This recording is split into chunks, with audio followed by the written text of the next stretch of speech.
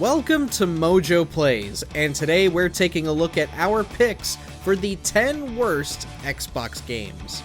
After the disaster that was Redfall, we got to digging through some other titles that have plagued Xbox across the generations, regardless of Microsoft's involvement. What's the worst game you've played on the green machines? Let us know down in the comments. For me, the worst one would have to be Shrek. Before we begin, we publish new videos all week long, so be sure to subscribe to MojoPlays and ring the bell to be notified about our latest videos. Kakuto Chojin, Back Alley Brutal.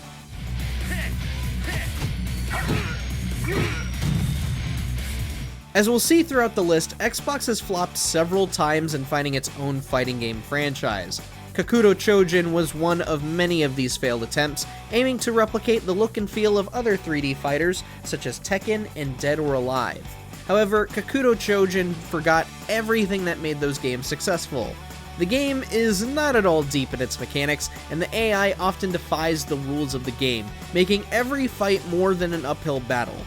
While most critics at the time called the game unfinished, we describe the game as completely uncaring. It's a fighting game that simply existed, and only for a very short period of time. Kakuto Chojin was pulled off of shelves after release due to the Saudi Arabian government's outrage and protest over the use of chants from the Quran in one of the fighters' theme music. CrossfireX. Wait, did I say in the intro that Shrek was the worst game I've ever played from Xbox? No, CrossfireX is. CrossfireX is just downright horrible. Remember E3 2019 when Xbox made such a huge deal about announcing one of the biggest shooters coming to Xbox platforms? Did anyone even remotely recognize the name CrossfireX? Yeah, the game was quickly forgotten after its announcement, and it was dropped even quicker when it launched 3 years after the fact. CrossfireX had the gall to launch with a plethora of bugs and glitches alongside a campaign that made absolutely no sense with its god-awful writing and voice acting. The multiplayer component, on the other hand, was stuck in 2009 with its unbalanced gameplay and messed up spawn system. There was simply no reason to play this game in 2022, and there was absolutely no reason to play it in 2023, and you can't even play it anymore because the servers shut down on May 18th, 2023. So, I hope all that hype was worth it. Bloodforge. He fought in the bloodiest wars this land will ever see. Xbox Live Arcade saw so many great gems come to the 360, but for every diamond in the rough, we found several lumps of coal, and Bloodforge was totally one of them. Don't let the distinct cover art fool you, this game sucks. The combat is incredibly clunky and barely works half the time, which is something no hack and slash game should ever excuse. As for the story, the story. Let's just say that if you ever decide to play this game, make sure you're not playing it for the story. You would only be booting it up for gameplay reasons, but why would you even boot it up for that in the first place? Hulk Hogan's main event, brother. And I am helpless! Imagine making a wrestling game with a very prominent wrestler on your cover and title, and yet the game plays nothing like a wrestling game. Like, at all.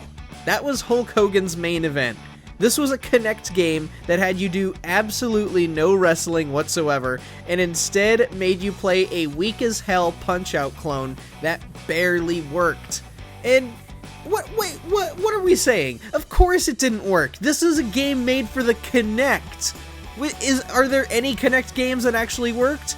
And even if by some off chance the game is functioning as intended, there is no ounce of fun to be had here other than just look at these unholy character models. Good God.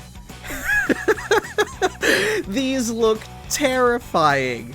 Like this could traumatize most children. Sneakers.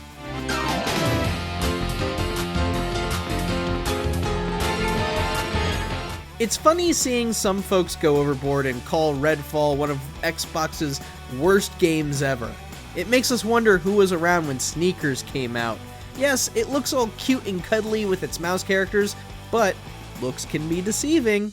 Between the story, mechanics, and combat, there's just absolutely no depth, no focus, no unique idea to build a game out of. And the controls. Good God, the controls. How is no one able to accomplish the bare minimum in making a competent game? This is like some rando's idea of what a video game should be like. Yeah, you go around and do stuff, right? That's the description for Sneakers. Right there in a nutshell. Stake Fortune Fighters.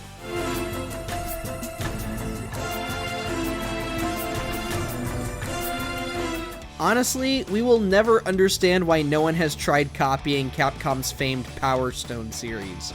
Of the few that have tried to swipe the mantle, Stake Fortune Fighters was the most embarrassing of the copycats. The camera fails in keeping a proper focus on the action, making deaths and hits feel super unfair. Nothing you do has any kind of impact, nothing that lets you get some satisfaction from landing a hit or using an item. And the whole experience gets boring super quick in general. By the way, for a game called Stake Fortune Fighters, we have never felt less enthralled. Kabuki Warriors.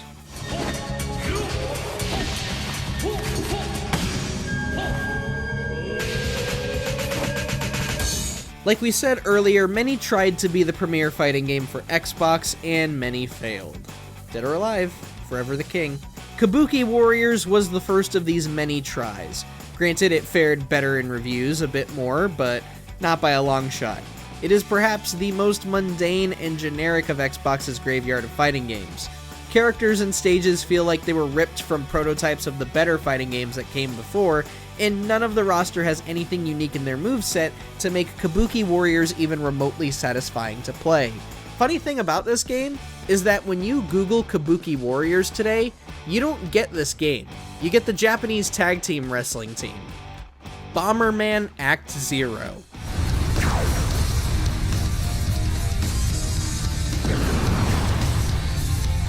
When it comes to horrible Xbox 360 games, Bomberman Act 0 is arguably the most prolific of the bunch. How could it not be? After all, this was such a drastic shift from cutesy dude with cartoon bombs to hardcore chains and nuclear energy in an apocalypse. And trust us, we aren't hating on the game for making such a bizarre turn for the franchise. No, it was bad because of the optimization, the long load times, the lack of creativity in any of the levels, and the unfair AI. And how about that abysmal first-person Bomberman mode, huh? Someone clearly forgot the definition of first person. This ain't it. Fighter Within.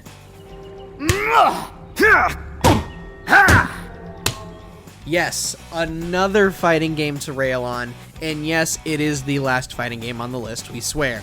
And yes, Fighter Within is the worst of the bunch.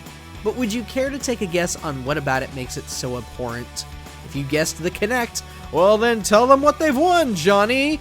You get a broken game where almost none of your movements are correctly read, every character is over-designed to the point of becoming noisy color, and a horrible way to burn whatever cash you worked so hard to earn. Hope you love it! And by the way, this is an Ubisoft game. Just FYI. Just so you're all aware. Drake of the 99 Dragons.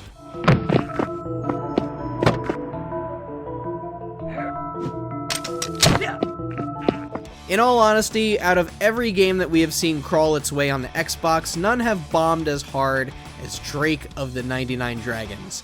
Developer Idle FX was so confident in this game's success that they made plans to make it a multimedia franchise before the game even launched. And what, pray tell, did we get to justify a potential comic book line in an animated TV series? Awful voice acting, crappy controls, a nauseating camera, a garbage targeting system, and one of the dumbest protagonists to ever appear on a home console. Drake sucks. There is nothing redeemable about this game in any way, shape, or capacity, and we will never understand where the confidence to build a multimedia franchise within this IP came from. Thank God they scrapped it, or else there'd be a lot of money owed to a lot of people. Did you enjoy this video? Check out some of our other videos here on MojoPlays, and don't forget to subscribe for more great stuff every day.